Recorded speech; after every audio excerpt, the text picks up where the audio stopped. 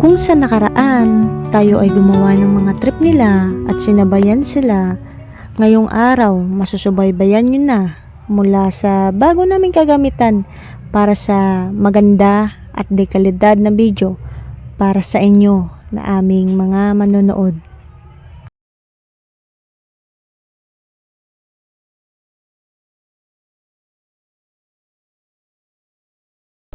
Ngayon, may panibago na naman tayong ginagawa na parang balak ko pa lang.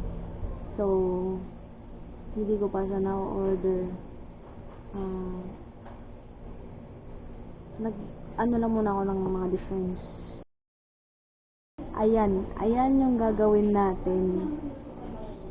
Hindi pa ngayon kasi binabala ko pa lang at out of budget pa tayo, may inaantay pa tayo.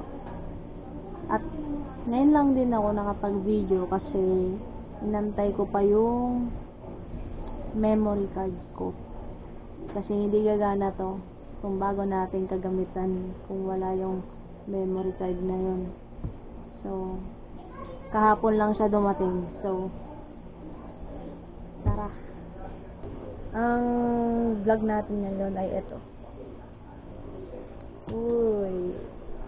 So, kasi bala kong maglagay ng design ko. Drawing ko to.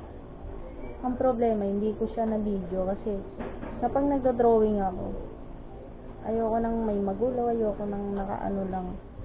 Like, gusto ko tahimik lang. Ayoko nang may nakakausap ako, may kumakausap din sa akin. Kaya hindi ko siya binidyo. Hindi ko alam. Pero mas pili ko kasi pag ganon. Dahil sana sayang dapat binidyo ko kasi baka hindi kayo maniwala. So, eto na siya. Makikita nyo yan dyan. Ayan o. Makikita nyo yan dyan. Ito pala yung exciting. Gamit natin yung bago nating kagamitan. Ito na yun. Inaantay ko talaga ito. Matagal ko nang gustong gamitin itong bagong kagamitan na to. Pero, ang tagal dumating nung SD card.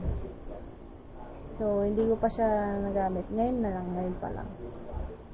So, tignan natin kung ano yung kakalabasan ng video na to. Bye-bye!